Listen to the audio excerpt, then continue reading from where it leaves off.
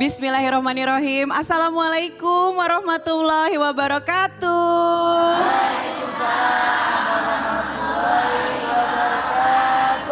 Masya Allah, Alhamdulillah, Allahumma sholli ala Sayyidina Muhammad wa ala ali Sayyidina Muhammad. Pemirsa kajian hati di weekend ini kembali lagi menjumpai pemirsa. Tentu saja kami akan membawa banyak sekali cerita serta akan memberikan banyak sekali informasi dan juga memberikan motivasi yang mudah-mudahan bisa menginspirasi. Bunda. Masya Allah, openingnya masih semangat. Tentu saja kajian hati hadir dengan tema yang selalu berbeda dan tema kita kali ini adalah kadang tutur kata mulai tidak tertata, apakah itu tanda hati mulai ternoda? Waduh, sudah ada Ahilman seperti biasa ya A ya. Kita langsung berikan saja tausiah pembukanya A yang sesuai dengan tema kita hari ini. Mangga A, silakan. Bismillahirrahmanirrahim. Assalamualaikum warahmatullahi wabarakatuh.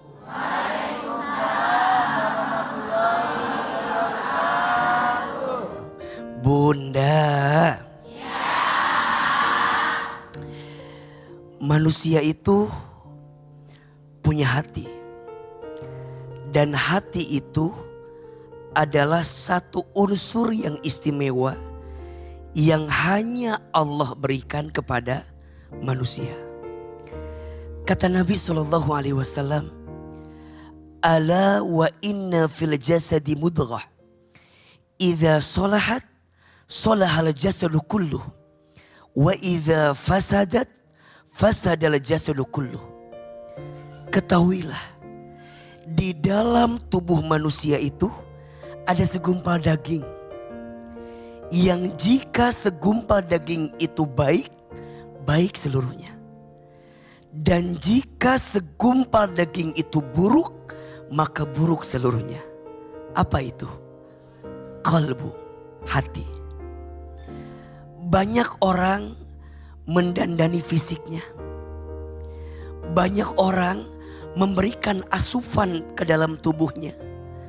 Tapi dia lupa untuk ngecas hatinya. Padahal manusia itu yang paling utama dalam dirinya adalah hati. Kadang tidak sedikit wajahnya tersenyum, tapi hatinya masih ada benci kepada orang lain. Lisannya bicara, tapi kadang yang keluar kata-katanya malah menyakiti hati orang lain. Maka Imam Al-Ghazali pernah menyampaikan, lisan itu etalase hati. Apa yang keluar di lisan itu mencerminkan isi hatinya. Maka bunda sayang, pemirsa Trans TV, belajarlah mensucikan hati. Karena hati boleh jadi ternoda, boleh jadi punya dosa, boleh jadi ada khilaf yang kadang kita lupa. Maka bagaimana caranya hati ini dibersihkan? Bagaimana caranya hati ini disucikan? Di dalam keterangan kita dijelaskan ada 4 hal yang bisa saling mensucikan. Tubuhmu disucikan dengan puasamu. Dosamu disucikan dengan taubatmu. Hartamu disucikan dengan zakat infak sodakohmu. Dan hatimu disucikan dengan zikirmu. Allah subhanahu wa ta'ala berfirman, ala bizikrillahi tatma'innul qulub. Ingatlah, hanya dengan berzikir kepada Allah, hati menjadi tenang. Maka bersihkan hatimu dengan zikir. Sucikan hatimu dengan zikir. Tahmid, tahlil, takbir harus terlintas di lisan kita. Lisannya berzikir, matanya berzikir, tangannya berzikir, setiap langkahnya zikir. Lisannya terjaga, hatinya baik sangka, pikirannya tidak pernah berprasangka. Kenapa? Karena diisi dengan zikirnya kepada Allah. Diberi nikmat, alhamdulillah. Diberi musibah, innalillah. Melihat yang mempesona, Masya Allah. Melihat yang kurang baik, Subhanallah. Berjanji, Insya Allah. Berbuat dosa, Astagfirullah. Lihat Ahilman. Oh cepet banget Bunda, Masya Allahnya. Lihat Bang Darji. Kenapa pada istighfar? Kenapa jadi astagfirullah? Pada istighfar. Masih mending yang di sono mah istighfar. Iya. Ibu yang ini innalillah katanya. Tega banget Bu sama saya Bu. Bunda. Yang kedua, baca Quran. Hati jadi suci karena Quran yang kita baca. Kata Nabi SAW, Iqra'ul Quran fa innahu ya'ti yaumal qiyamah syafi'an li ashabi. Bacalah Al-Quran karena setiap Quran yang kita baca jadi syafaat ketika nanti hari kiamat. Dan yang ketiga, agar hati kita suci, jauhkan dari benci dan dengki. Tidak akan pernah bersih hatinya jika ada seorang manusia yang masih punya kebencian kepada siapapun. Belajar minta maaf kalau bikin salah. Belajar memaafkan kalau kita disakiti sama orang lain. Percayalah, hati ini kunci. Karena pada akhirnya saat kita mati, jasad ini dikubur di dalam tanah. Tapi hati dan ruhnya yang akan kembali kepada Allah Subhanahu wa taala. Mudah-mudahan kajian hati hadir menenangkan hati kita, mensucikan hati kita, membersihkan hati kita. Dan semoga setiap hati yang kita isi di hati ini adalah kesucian dan kebaikan. Amin ya rabbal alamin.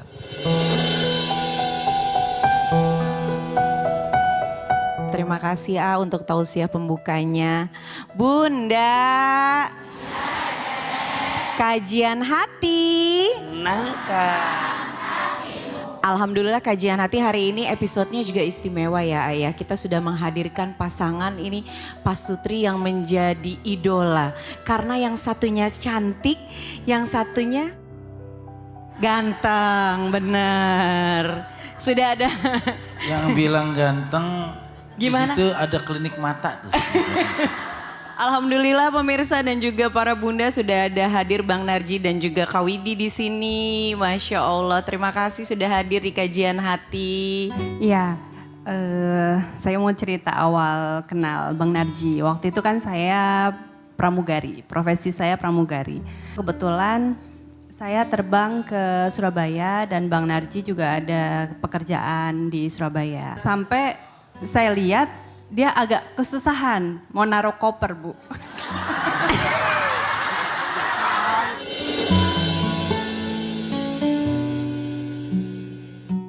Waktu itu saya mau bantu, cuma nggak usah Mbak, saya bisa kok. Oh gengsi. Gengsi.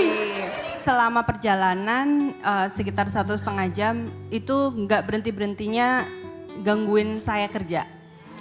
Oh, ceritanya cari-cari perhatian. Ya, gitu, cari-cari perhatian. Terus manggil nama saya, kan ada name tag-nya tuh, Iya. Widi gitu.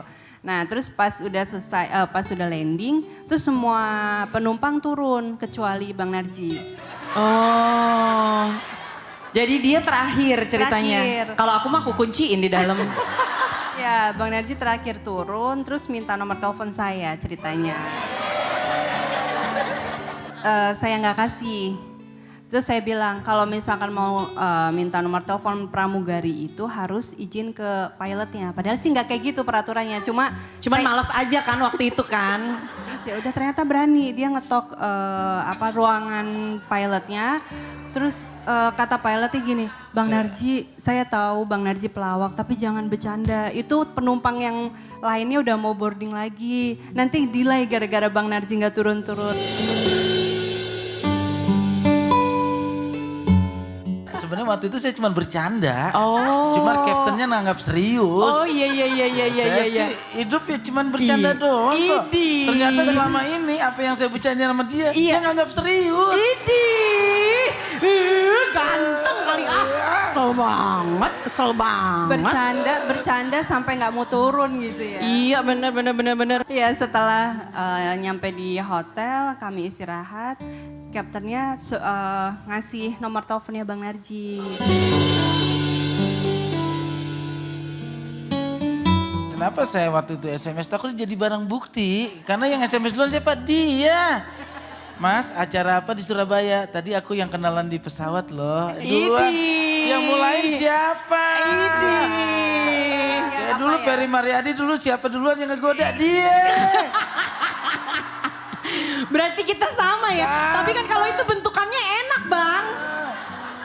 Iya. Naik sih motor gede Motor tapi gede. ngidupinnya.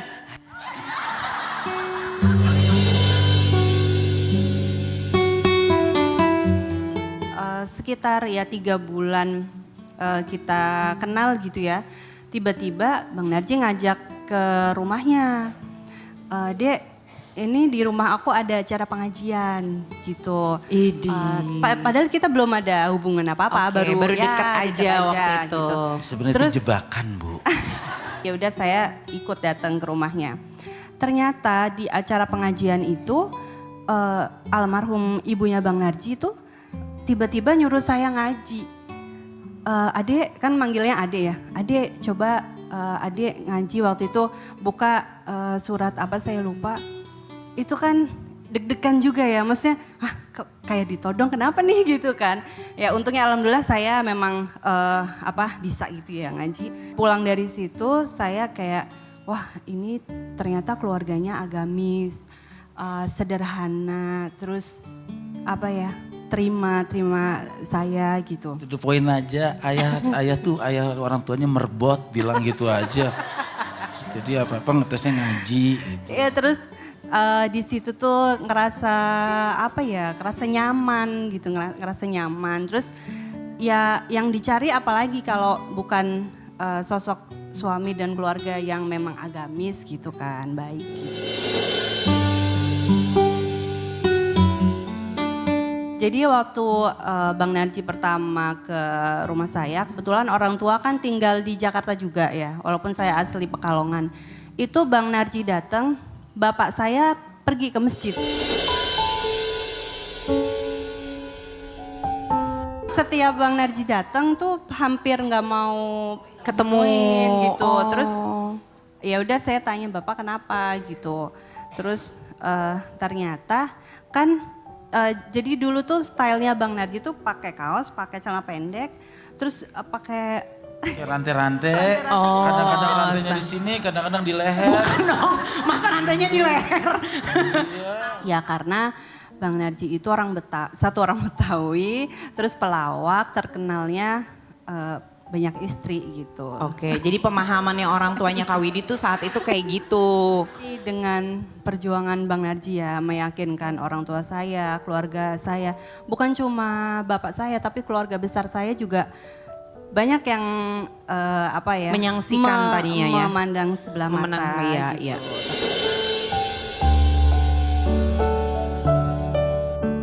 Tapi mungkin boleh tahu nggak sih kalau perjuangannya Bang Narji sendiri untuk bisa meyakinkan keluarga dari Kak Widi itu seperti apa sih Bang?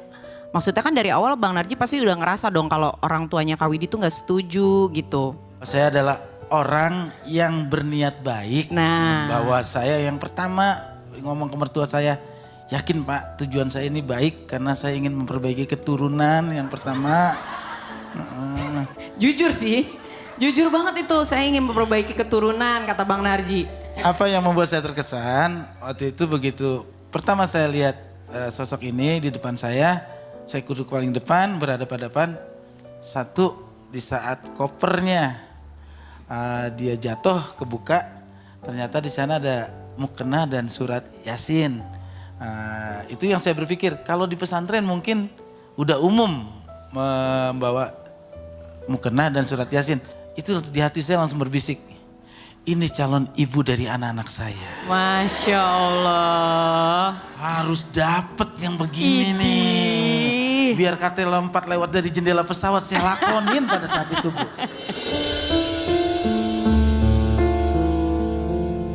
Namanya rumah tangga apalagi udah 18 tahun pasti ada masa-masa sulitnya gitu. Apalagi waktu awal-awal nikah justru. Awal-awal nikah semua orang tuh nganggap ya bahwa artis tuh wah gitu ya. Itu waktu kehamilan saya pertama itu sebenarnya saya ikhlas ya, ikhlas maksudnya oh ya udah kan namanya berumah tangga ya kita bareng-bareng gitu. Cuma waktu saya ngidam, itu aduh pengen deh makan di restoran ini gitu ya. Tapi kita tuh emang lagi ini banget lagi irit banget gitu ya biayanya. Terus pekerjaannya juga kan lagi turun gitu. Terus rencana kita buat bikin acara di Jakarta pun gagal. Karena memang ya biaya gedung, biaya segala macam gitu. Itu cobaan ekonomi ya. Jadi tapi alhamdulillah Allah nggak lama-lama ngasih cobaan itu. Setelah saya hamil 7 bulan, alhamdulillah pekerjaannya naik lagi gitu.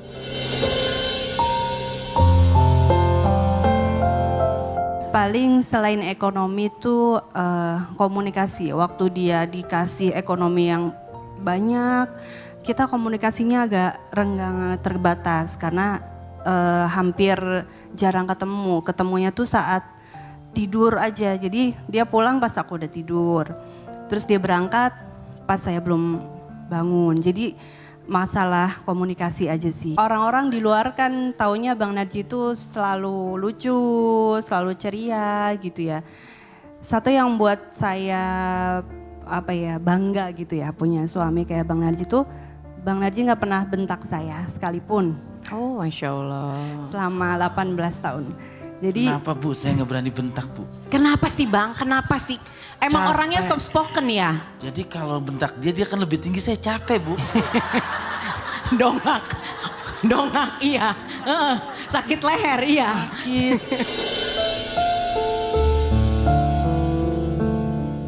Ya itu kan sebagai contoh juga buat saya sama anak-anak ya. Karena anak-anak saya kan laki-laki semua. Jadi saya mau nanti anak-anak saya sama istrinya kayak ayahnya nggak pernah bentak istri mereka gitu. Pernah nggak lihat Bang Narji, mohon maaf ya, menangis gitu? Pernah. Ketika? Waktu emak nggak ada sama babeh nggak ada. Itu nangisnya yang benar-benar teriak yang nangis sampai kenceng gitu. Mungkin ada yang mau disampaikan kepada Bang Narji, mau bilang makasih atau minta maaf mungkin selama berumah tangga ini. Saya yang seharusnya minta maaf Tan. Nah, maaf ya, mungkin ini bukan pilihan Anda awalnya. 18 tahun udah terlanjur, ya udahlah terusin aja dah. Ya buat ayah, Enda ngucapin terima kasih banyak. Selama 18 tahun ini udah berusaha buat selalu bahagiain Enda. Menjadi suami yang baik, suami yang selalu mencontohkan hal-hal yang baik. Semoga selamanya kita bisa berjodoh di dunia dan di akhirat. Sebenarnya ayah dari mulai kenal Enda udah yakin bahwa insya Allah Enda adalah teman di dunia dan di akhirat buat ayah nanti. Amin. Satu hal yang mungkin selama ini Enda nggak pernah tahu dari ayah, cinta ayah ke Enda itu yang tahu cuma sang pencipta yang menciptakan cinta itu sendiri. Mungkin ayah jarang mengungkapkan rasa cinta ke Enda, tapi apa yang ayah lakukan itu adalah wujud dalam dari sebuah cinta ayah ke Enda.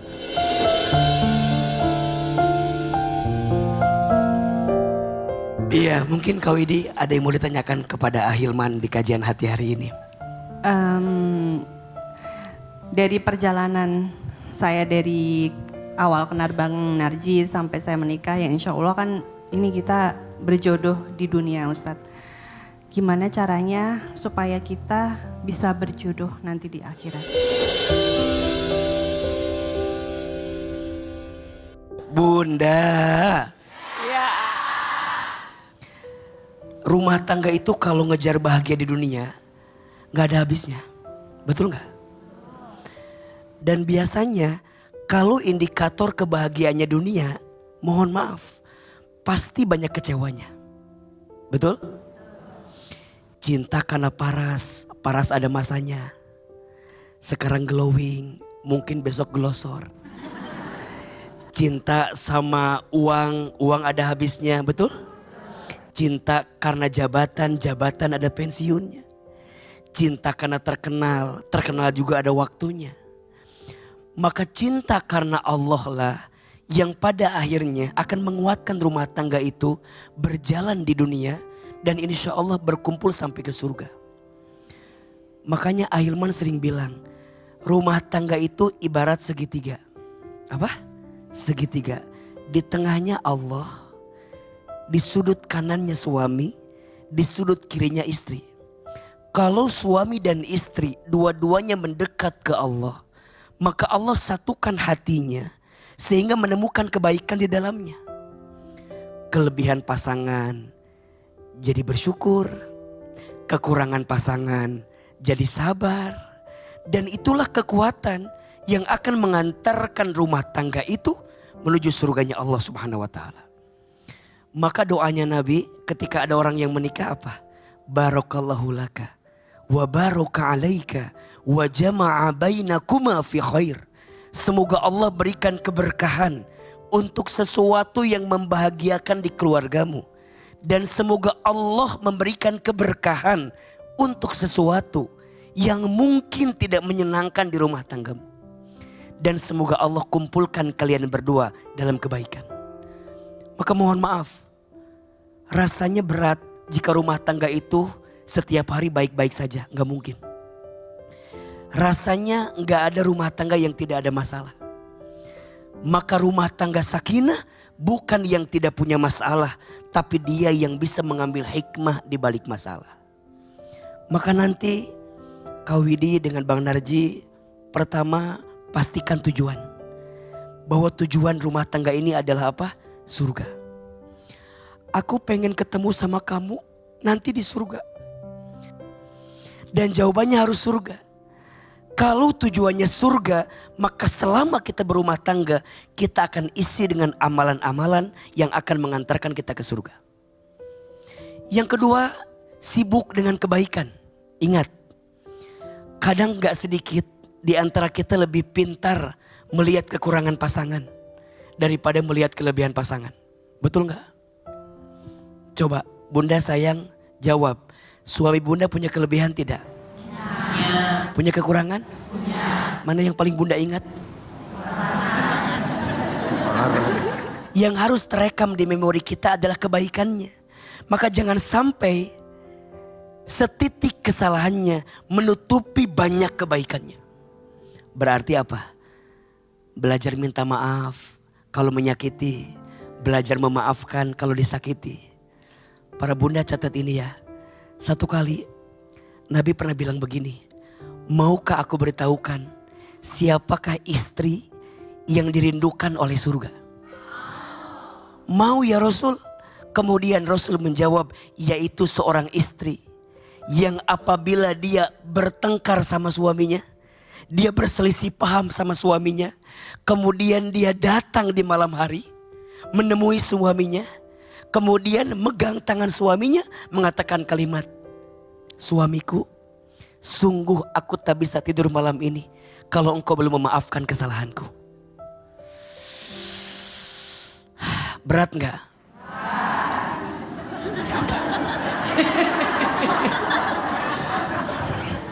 Makanya pahalanya surga ya. Kalau ringan pahalanya kipas angin, kulkas satu pintu. Ini minta maaf kalau mau pergi arisan. Maka yang pertama punya tujuan yang sama yaitu surga. Yang kedua rumah tangga diisi dengan amal kebaikan. Dan yang ketiga nitip ya, belajar untuk membahagiakan pasangan selama kita di dunia. Kalau gak bisa nyenengin jangan nyakitin. Kita mah kadang-kadang nyenengin enggak. Nyakitin dia. Itu suami siapa? Oke. Di sini ada yang begitu? Gak ada bunda di sini mah gak ada. Kalau gak bisa nyenengin jangan nyakitin.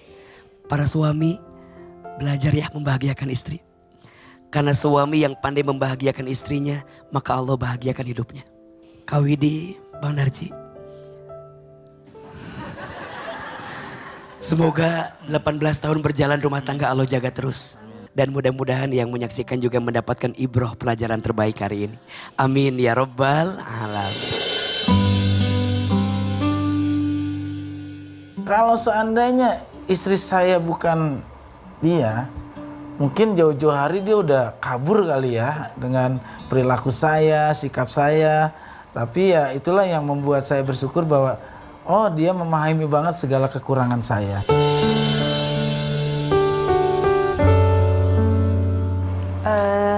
Saling memaafkan. Kalau misalkan aku ada salah, suami bisa negor dan langsung maafin aku, begitu juga sebaliknya. Sekarang tuh anak-anak saya tuh laki-laki semua deket banget ke ibunya, ada masalah cerita ke ibunya, dan alhamdulillah. Berarti kenapa? Punya ibu yang bisa untuk curhat buat anak-anak.